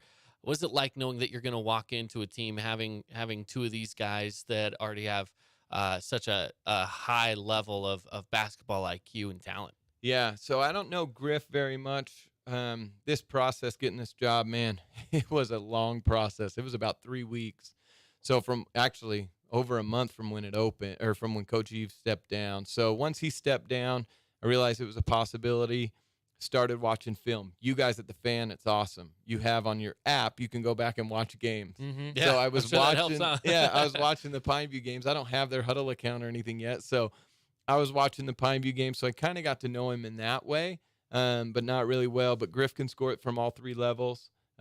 He's really athletic. There's some things we're going to work on, but I think Griff can play at the next level without a doubt. He's really. I'm really excited to be able to work with him. And the things that he can do and bring to the team. And then Nash, he's a coach's son. You know, Coach Schroeder at Utah Tech, the associate head coach there. He does such a good job with his son, and Nash can make every pass. He reads the floor so well. He moves defenders with his eyes. There's things that, plays that they didn't really have. And I'm like, oh, man, if we had a guy rolling right there, Nash would have had an easy bounce pass. He also can score at all 3 levels. He can really shoot it. Excited to get with him. So those are the only 2 upperclassmen I know. Again, names I'm terrible with. There was a junior last year. You have Adam Moore that's coming back, who's pretty good. Yeah, he's coming off the bench. He can shoot it. Yep. So that, again, that's just to name a few. But yeah, there's definitely some talent there. No, Adam's the one. I do remember that you said that name. Big time shooter, quick first step, jab, get to the hole, going either way. He spends a ton of time in the gym. So, again, there's a big kid that can really shoot it that was hurt early last year. So I'm excited about that class. And then the younger class is exciting, too. There's some freshmen coming up that are really special. Jelani, Caleb Schmidt. So there's some young kids that I saw that are really special, too. So, but I don't think I'll be, looking back 10 years from now, hopefully I'm still around. It's not going to be graded on how I did this first year, even with that freshman class. It's going to be, did I build Pineview up the right way 10 years from now? Is there a younger program in place? Are kids wanting to be Panthers again? Because they've kind of fallen out of that. There's a new school in Crimson. Everyone wants to go to new. Dixie and Snow Canyon are winning everything. Kids are open enrollment, transferring over there before they start their freshman year. So the biggest goal is to kind of recruit these kids and recruit this area and be like, hey, no, you're in this Pineview boundary. You're going to want to come to Pineview, because we're going to do things this way. We're going to play really hard, and it's going to be a lot of fun doing that. So being the PA announcer for Desert Hills High School, one of the things that I really enjoyed when Pineview came to the Thunderdome, I love how animated that Coach Eves can be on the sideline. Animated, I'm using a very nice word. How is Patrick Amico on the sideline when there's a questionable call against the Panthers? Oh, I just go up and say, excuse me, sir. Are you sure about that? If you would have asked that 8 years ago, 10 years ago, when I was at Pineview and Dixie, I think every ref in this region would have been like, he'd have been on the verge of a technical. Right. But, after being at the college level, and sure, Coach Pope and Coach Parrish can both get very animated or upset if a certain call that's maybe obvious from our angle, right? The refs have a different angle, isn't called. But that's one thing that going through this interview process, and again, it was a long process with Mr. Meese, who's the principal over there, Ryan Christiansen. Yep. He said you're going to have a lot of eyes. And so be careful how you act and react to the boys and the officials. So that'll be something I'm going to have to work on for sure. But, again, these last 8 years have taught me so much of how to approach the refs. I mean, it's a game with them as well, right? Yeah. And you show them a lot of respect. And I think you just keep your composure, and the kids will keep their composure. But I'm not. I'm sure it'll happen at some point, Mark. So. Yeah. It's a ticking time bomb sometimes. You just never know. You never know. What's the excitement level like for you right now? Are you just ready to get started? Let's get in the gym. We actually have our first open gym right now at 6:00. So if you're a Pineview boys basketball player and you didn't get the text, we're over there at 6:00 tonight. Come on down. No, really excited. So Thursday I got the call. Last week I got the call. Wasn't allowed to say anything. Friday, went to the school, met with the staff or with the admins, the principals, vice principal. And then yesterday, I finally got to meet the team. Okay. So went to the office, and they kind of told me, like, hey, your camp schedule wiped out. Practices, nothing. You have 0 on the calendar. So good luck. So I'm like, okay. Wow. Let's go. So I try to get a hold of the staff from last year. A couple of them are out of town. Mm-hmm. Hopefully get to meet the rest of them, some tonight and then one tomorrow. So I'm going to be looking to build a brand new staff.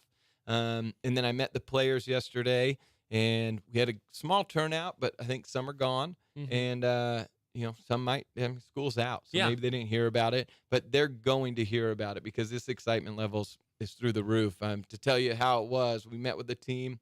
I had to go meet with the admins again. I came back in the gym, and I come walking towards the office, and I hear that ball bounce, and I'm like, no way.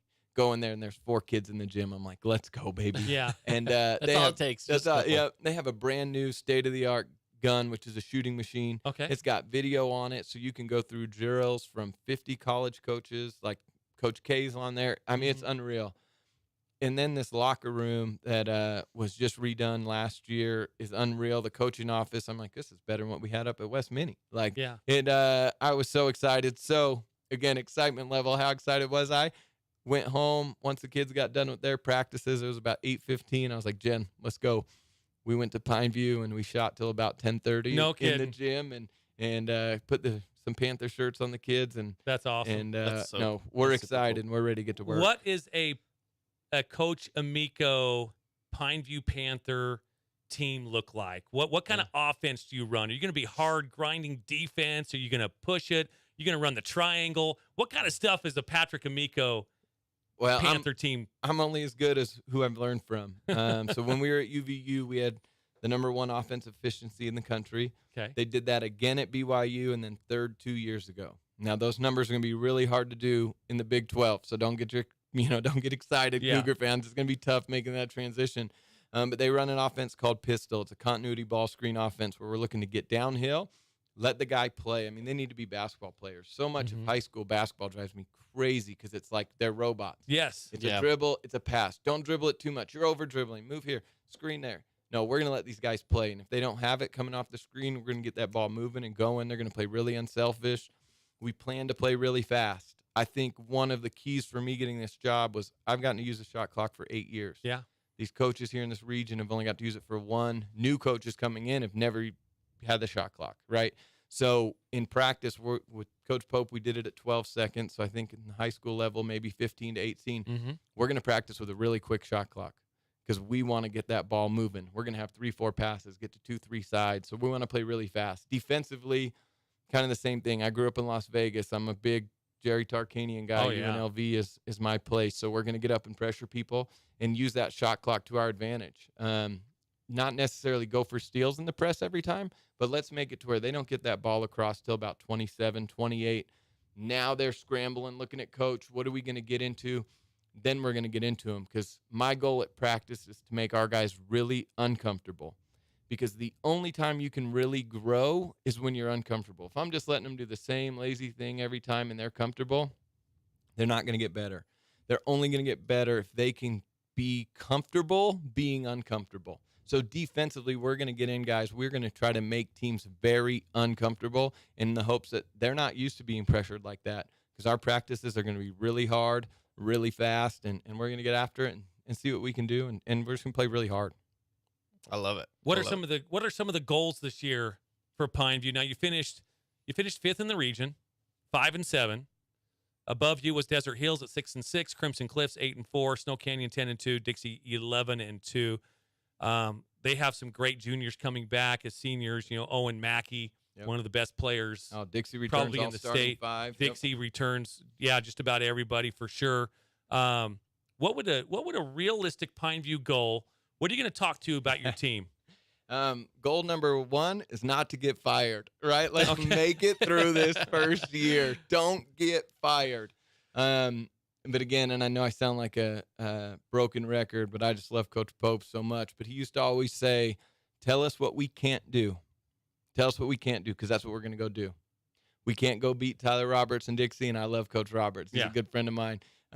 Tell us we can't do that because they have everyone back. They're supposed to win state. They've already got their rings. They're ready to go. Tell us we can't do it because we're going to go in the pit or go over the hangar, and we're going to get them, right? Tell us we can't make it to state because that's what we're going to do. We'll go up to UVU and make it. Going to play the chip on your shoulder. Absolutely. All year long. We're going to talk about big goals. We're going to set big goals, and the biggest goal is to win a state championship. And right under that's going to be win a region championship, and we're going to shoot for them. And if we fall short, our culture, it's probably my biggest key right away is changing our culture.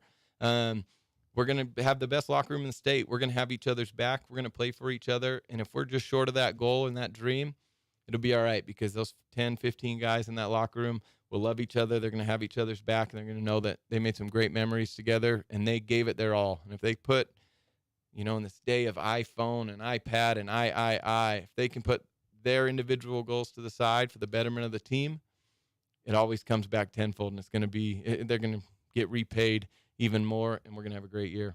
I love it. What about Caden? Do you have anything? No, go ahead. I have one more question. Well, actually, and then a statement. First off, this is so new. This is the statement first. Coach Amico just has this job. He doesn't even have Pineview swag yet. He's wearing Westminster swag.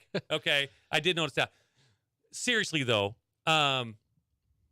probably one of the most difficult challenges that coaches have right now, that officials have right now, administrators, athletic directors, is having to deal with parents. Yep.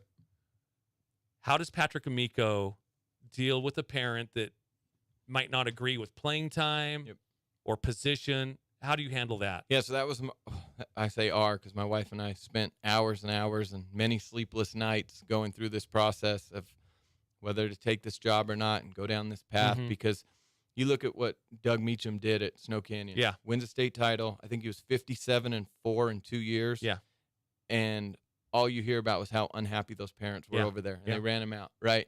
You heard about the complaints at other high schools in town. I don't want to get all the ADs and everyone ticked at me already, right? But it's everywhere, right? Right. These parents are, it's everywhere. So it's really a fear. It was a fear of ours, but I've talked to great people. Wayne Alofapo, who's the head coach over at Crimson, helped me out. And he goes, so many people are like, parents, close the door, get them away from me. He's like, no, use them as your friend, as your ally, have them come in with you. So after talking with him and some other coaches, we're going to keep stats every game and every practice. Every game and every practice will be filmed. So if a parent ever has a question, as long as it's not night of the game, right after the game, we can come in and watch practice. We can look at these numbers because the numbers never lie and the film never lies. And we can watch it. And if they want to sit at practice and watch practice live with us as well, they're more than welcome to come into the gym and do that. Because my staff and we're only going to play what's going to help us win, right, and develop. We're not going to play John because he's our favorite. That's not happening at any school in this town, right? All these coaches are here to win and develop these young men. So they're more than welcome to come in and talk and chat, and let's look at the numbers. Let me hear what they have wrong. But, of course, they're going to be right for their kids because just like you love your boys, I love my boys and my daughter, you'll one day see that love too. Their kid will always be the best. Right. So once you understand that as a coach, like it's just a loving parent. You know what I mean? They're not coming for my throat. They just love their kid. They've seen all the work he's put in the summer and in the off season and this and that. Of course they want him to be the superstar, but not everyone gets that role, right? So we'll watch film and sit down and talk about it, and hopefully it can work out. And if not, Mr. Meese has been at Pineview forever. He's an unbelievable principal. He was there last time I was there. I have a ton of faith in Christian Jansen, our vice principal, former athletic director, and Paula Haas, our brand new athletic director. So I don't foresee any problems going there. Again, this is going to be a total culture change. We're going to love these young men, and we're going to have great memories. And my wife can't wait to have them over for dinner and get rolling with the season. Oh, I'll bet. Oh, my gosh. Can you see? Jen's going to be a good coach. I can already tell you. Yeah. The best. I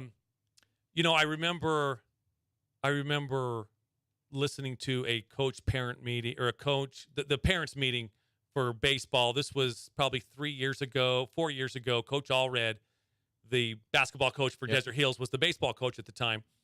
And one thing that he said that has always stuck with me, and I thought, man, I wish and hope every head coach has this policy in place, is as a parent, if you want to come and talk to me about your kid, My door will always be open. Yep.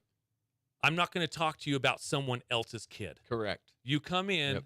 and you talk to me about your kid, and we will talk about your kid only. And that's always kind of stuck with me, that I hope every head coach has that policy in place. Yeah. No, agreed. I wouldn't, when I talked about parents coming in, they're not going to talk about, Griff's playing time or someone else's. That's none of their business. That's about their child. Again, they love their kid. Yeah. They want their kid to be the best. They only want their kids to excel. So, of course, they're going to fight for them. We can watch film and go over the numbers on that. Love it. Love it as well. We'll let you get going. I know you got an open gym to get to Let's here go, in a little baby. bit. Let's go. Will you come on the show every now Hey, and then, I- talk NCAA basketball, stuff like that? Absolutely. All right. I will come anytime. I love you guys and appreciate you guys having me on. Yeah, Congrats again. we definitely my man. want to wish you Awesome. best of luck. So, all right, we're going to head to a break. More coming up next.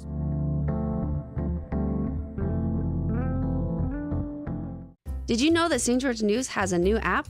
Download the St. George News app today and stay up to date on everything happening in Southern Utah. Get instant notifications on news, weather, sports, and more. Download the app today and get your local news now.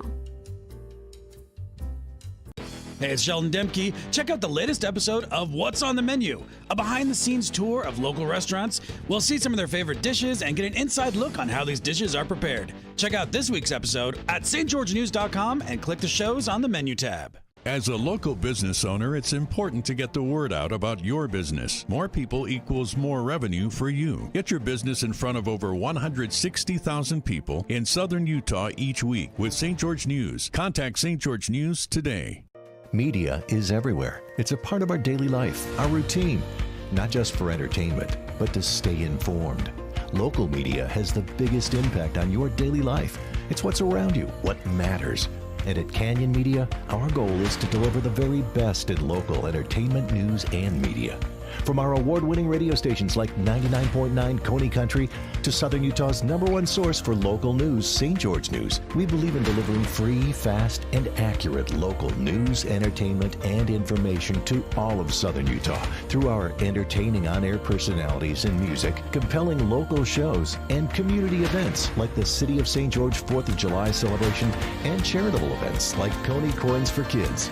From our entire team of dedicated designers, videographers, salespeople, digital marketers, writers, and on-air talent, thank you for letting us be a part of your daily life. Canyon Media, here for you.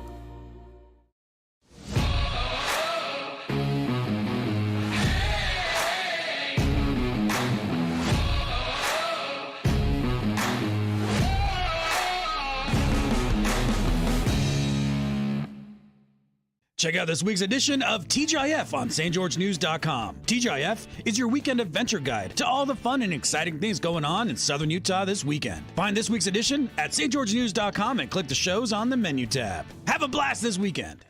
Hey, it's Caden Formaster. And Mark Musgrave, the voice you know with the Fan Sports Network. Check out our local sports radio show From the Bleachers live every weekday from 4 to 6 p.m. Listen to us on the radio on 99.5 or 95.3 FM. You can also listen through the Fan Sports Network app or watch the show live on the Fan Sports Network YouTube page. The Fan Sports Network is your home of Utah Tech Trailblazers, high school sports, and the pros. The Fan Sports Network, Southern Utah's home for local sports.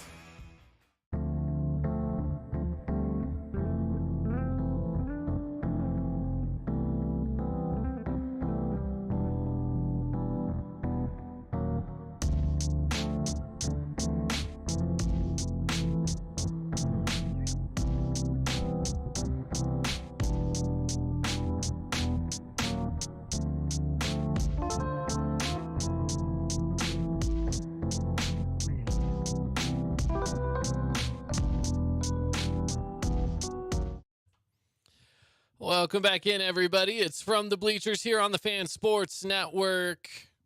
Caden Formaster, Mark Musgrave. The voice you know. Good interview with Patrick. Yeah. Or should we say now Coach Amico? Yeah, Coach Amico. I mean, he's always been Coach Amico. It's so coach. awesome, though, that for his boys and his kids, his girl as well, it's just nice that he will be home every night. I mean, that's not just for them, but also for him. I mean, as a parent, and you know, we both know the Amicos very well. They're very into their kids' sports, as most as a lot of parents are, me included, right? That he will be there to, help with the kids, whether it's soccer, basketball, football. He's not going to miss those games when he's up at Westminster. He's going to be involved in all that kind of stuff now too. And, if there's one regret that you never want to have, you don't want the regret of, man, I should have made more of my kids' games or supporting them in their extracurricular activities, whether it's band, orchestra, choir, doesn't matter what it is, sports, football, basketball, baseball, doesn't matter what it is. You want to be there and be a part of your kids' extracurricular activity. They always, there's a saying out there, when laying on your deathbed, nobody has ever said, man, I wish I would have worked more. Yeah. You know true. what I mean? Yep. But there are plenty of people that have been on their deathbed saying, man, I wish I would have spent more time with my kids, or I wish I would have, been more involved with my kids and stuff like that. So you don't want that regret. So I'm very happy for Coach Amico, Patrick and Jen.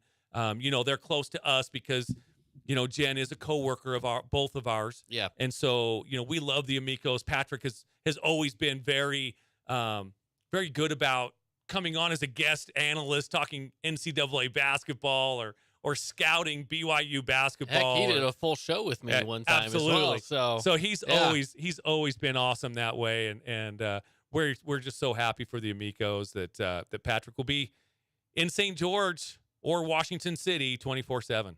Yeah, he's gonna be a great asset to the community in that position. Yeah. Excited to see how he handles all of the trials and the tribulations of being a head coach. It's not going to be easy. No, it's not. And he'd be the first one to tell you that it's not going to be easy, but it'll be interesting for sure. It's been a long time coming for him. I know that, there's been some places that he's put in for and has been passed over, what have you, but so happy for him. Yeah, I'm happy for him too. It's going to be a good time. Hey, well, let's switch gears a little tiny bit. Let's do it. Let's go from the big orange ball to the little baseball with the little ball with laces. I kind of gave it away with the baseball. Dang it. I hate when I do that. Good job. Hey, so Pirates outfielder Andrew McCutchen. Okay. Veteran, been around for a while, all-star, several-time all-star. Yeah. Really good ball player. Kind of certainly on the back nine of his career. But so he has a concern, Caden. Tell me what your concern level is on this. All right. Let's hear it. He has a concern that with the new pitch clock rules and the new size of the bases, stolen bases are up, attempts are up. Yeah. And he has a concern that there's going to be a rise in injuries. Is this anything that we need to even be talking about, even though now that I brought it up, we're talking about it? He's probably right. I mean, I will say a lot of injuries happen when you're trying to steal bases. Like, that is the case. But by that, I mean, like, what? How often is that? How often does a stolen base actually result in an injury? I'm sure that number is extremely low. So we're talking maybe 2 or 3 more injuries a year in the whole league. Now, those could be injuries that you're out for 3 games and you're back. I'm not saying it's going to be season or career-ending injuries. That's not necessarily the case. But I don't think it's anything that we really need to worry about to the extent of like, hey, maybe we should find a way so guys don't steal as much. It's like, no, I don't think that's a worry. Now, one thing that he takes it a little bit further. One thing that he wants to do is the MLB to change the rule of blocking a bag. Now, you can't block home base. They've home plate. They've changed that. Right. The old Buster Posey rule. However, you can still receive a throw from the outfield. You can receive a throw from the catcher, and as a second base or a shortstop, you can put your knee down in front of the bag, and you can kind of block the bag. Not kind of block the bag. You can block the bag. Yeah. This is what he kind of thinks. Now, this is a quote from McCutchen. He told The Athletic, and I say this, quote, the only thing we can do is slide cleats first and possibly injure the fielder or injure both of us. If MLB is all about preventing injuries like they do at the plate with the catcher, why isn't there a rule that says if you're receiving the ball on a steal attempt, you can't block the base, closed quote. So I think that, I don't know if I have a full-on opinion of this yet. I don't mind that, though. I don't mind the fact that you can't block a bag, if you're receiving a throw from the catcher. So you're saying they should change it? And again, Caden, I'd like to consider myself old school. So I'm kind of, I have a battle within myself. Sure. I'm like, no, we don't need to change it. Nothing needs to be changed. Why fix something that's not broken? But in something like this, I don't mind having this rule to where the shortstop or the second baseman, might have to straddle the bag. Yeah. And receive the throw, tag down, as opposed to blocking the bag. Because he's right. If that rule, which is in place, right? It is in place right now. As a runner, I am never going in head first. I am always going in spikes up. Right. That's because, again, even injury-wise, if you come sliding in head first, look what happened with Jager Baldwin over last week. Right. Where he slid head first and hit his shoulder on the base and kind of just overextended something a little bit, right? And those kind of injuries can happen, right? Mm-hmm. Especially when you're sliding in head first. Most guys are going to go cleats first on a steal a second. In my opinion, from the baseball that I've watched, I feel like a lot of guys, most guys are going to go feet first. Right. I am not opposed to them saying you can't block the bag. I'm not opposed to that. It will result in less injuries. And it's just, hey, you're just going to have to change the way that you cover the bag. I mean, that's it. And it's just a little bit, a little change. And we never, thinking back to when we were coaching youth baseball, the 8, 9, 10, 11-year-old, 12-year-olds. Right. We never taught them to block the bag anyways. We always taught them to straddle the bag and, be athletic, receive the throw, put the tag down. So I don't think that it would change how a lot of middle infielders receive the throw. It might result in more challenges, like did he block the bag, that kind of stuff. But right. I think people now, though, are to the point where we want the call to be correct. Yeah. Use technology. We have it.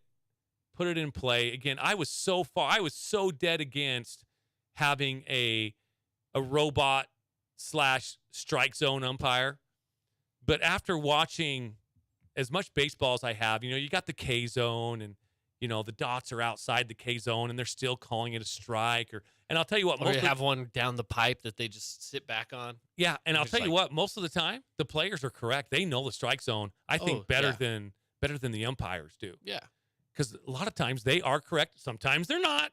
But, you're still going to have a home plate umpire. You're still going to have somebody back there, controlling order. Yeah, they got to be there making the calls. A play at home plate.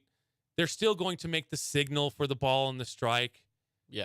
That kind of stuff. But I'm actually not against some of the technology that they're trying to bring into baseball. I love the rules for this year, the rule changes. Yeah, it's been all good. So, all positives this year. I don't know. We'll just have to see what happens. I like to consider myself an old school kind of guy, but man, I'm liking some of the new baseball rule changes. Yeah, I agree with you on that. I feel like there's a lot of rule changes that are in the works that are good. I feel like there's always some that seem unnecessary, like there's always got to be something where I'm like, what's the point of that? Well, the size of the bags, I don't know why they had to do that. The pitch clock, no, yes. It's just kind of like whatever. That's the way I am but with the size I'm glad, of the bags. Like whatever. But you can only pick off a runner twice. You have to be successful on the third time or they advance bag. Mm-hmm. I'm happy with that. Okay, because now that makes it so you're not just sitting there watching him pick off a guy 5-6 times at one at bat, and it's like, okay, come on, he's leading off far, but he's getting back. Let's just pitch to the guy. I'm done watching. Interesting story that you bring up. local high school game, and I don't think this is anything. I mean, it was Desert Hills versus Snow Canyon. It was when Landon was on the mound pitching, and he also hits as a pitcher. I got to hand it to whoever made the call, Coach Seacrest or whoever, but I had heard that because they kept on trying to pick off Landon over and over and over again. Standing over on first base? Yeah, he was over on first base, and he was leading off, and they kept on throwing over there probably, well, it was several times. We're talking 4 or 5 times. Yes, and you're like, oh, my goodness, they do not want him to go. The reason why is because since he's the pitcher, they tried to wear him out. I think that is genius. Kind of brilliant. That is genius. They're just like, just make him tired, hopping back over to first. Anyways, I'd heard that through the season, and I kind of wanted to share that now that the baseball season's over. But again, when I heard that, I was like, oh, my gosh, that is genius. That's one of those you just have to tip your cap to him a little bit. Yeah. That's funny. It's funny. I saw just a clip from the MLB recently, and they go to pick off the runner, and the runner's literally still standing on the bag. I'm like, what are you doing? You just wasted it. But it's just one of those weird things in baseball. Sometimes the pickoff's just it's a weird thing. Sometimes the pitcher just does it though as well, just to kind of maybe reset. Yeah. And instead of just they have the pitch count, but even before they did the pitch clock, I should say, sometimes it's just a way for the pitcher to kind of reset, throw over to first, take a deep breath, even though the guy's standing or maybe even just a step off the bag. Sometimes it's just a way to reset. Yeah. Did you see, by the way, it was a Marlins game, I want to say, where batter's up. Okay, he's got a full count on him, I believe, and the batter is not in the box. Okay, he's supposed to be in with 8 seconds left, and then that gives the pitcher those 8 seconds to figure out what they want to do and pitch the ball. Right. Well, the batter doesn't step into like 6 seconds on the clock, and the catcher is like trying to get the umpire's attention, like, hey, he didn't get in the batter's box in time. That should be a pitch clock violation on the batter. And he's trying to get the ump's attention. The pitcher's not paying attention either, by the way. Well, the umpire here's what the catcher's saying, and the catcher wanted to go do a mound visit as a way to call timeout and reset, right? The ump gives him time. He puts up the hands to give him time. Well, the pitcher, again, not paying attention, he throws the ball down. It's a ball. Okay. Well, it was a full count. They let the guy take his base, even though the umpire already had called timeout. Catcher gets upset. Like, hey, I called timeout. The coach comes out. He's upset. And they're saying, no, you can't call timeout as a catcher. And they're telling him, no, you cannot call timeout. And he's like, what about a mound visit? I should be able to call a mound visit. And they're like, well, yeah. It's like, you called timeout. Your hands went up. And he's like, well, yeah. And they're like, so we should have gotten the timeout. That pitch should not have counted. It should still be a full count. And they're like, no, he threw it and it was still a ball. So the dude has a base. Baseball is weird. That shouldn't have. It should never have happened. Well, first he put his hands up too to call time. He put his hands up. Well, when the umpire puts his hands up, he normally kind of stands up too out of his crouch. And even so, how does he even know that was a ball if he wasn't down there? Yeah, and it was a ball. I will say that. Yeah. But even if the pitcher throws it, he should just say, "Hey, nope, we're waving it off. You know what? I called time. Catcher and the batter were in on it. They heard me just because the pitcher didn't." I would have to watch that because if he throws his hands up, that's a no pitch. It should be a no pitch. And that's one thing, too, that, one of my pet peeves is, for these umpires, again, I'm a pitcher dad. Landon's a pitcher, and yes, he does hit, too. He's a very good hitter, but I'm a pitcher dad. And I think once the pitcher begins his windup, whether it's from the stretch or from the windup, whatever, doesn't matter. Once he starts that process, as a home plate umpire, I would never grant the hitter timeout. Now, I don't know. I don't think they have to. I mean, everything that I know about, the umpire doesn't have to grant that timeout. Even if the hitter asks for it, they don't have to grant it. And my rule as an umpire, if I ever was, and I never will be because I would be horrible at it. I'm not good at it. And again, bless those guys that do it. This is no slight on them. This is just how I would handle things if I was behind the dish. Once that pitcher starts his windup or any type of movement to home plate, I would never grant the hitter timeout. Right.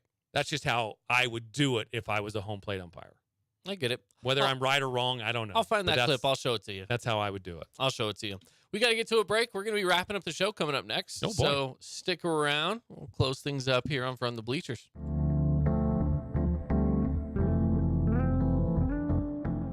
Did you know that St. George News has a new app?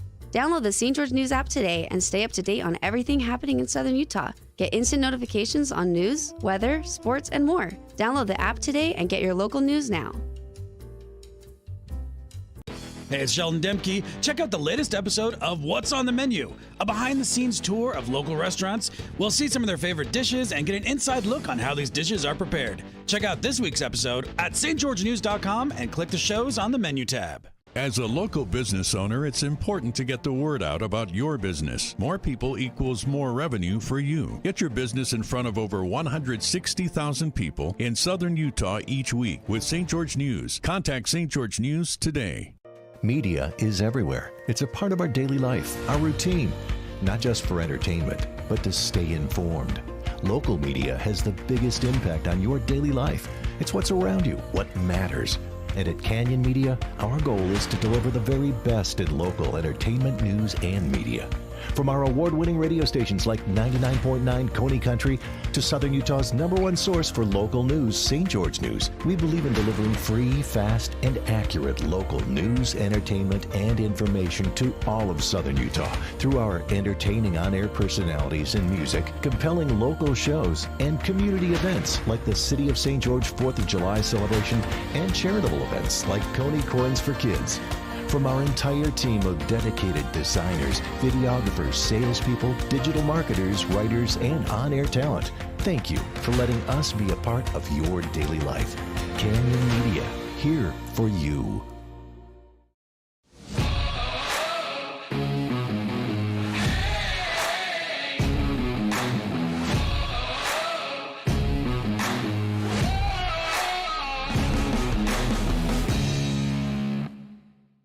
Check out this week's edition of TGIF on stgeorgenews.com. TGIF is your weekend adventure guide to all the fun and exciting things going on in Southern Utah this weekend. Find this week's edition at stgeorgenews.com and click the shows on the menu tab. Have a blast this weekend. Hey, it's Caden Formaster. And Mark Musgrave, the voice you know with the Fan Sports Network. Check out our local sports radio show, From the Bleachers, live every weekday from 4 to 6 p.m. Listen to us on the radio on 99.5 or 95.3 FM. You can also listen through the Fan Sports Network app or watch the show live on the Fan Sports Network YouTube page. The Fan Sports Network is your home of Utah Tech Trailblazers, high school sports, and the pros. The Fan Sports Network, Southern Utah's home for local sports.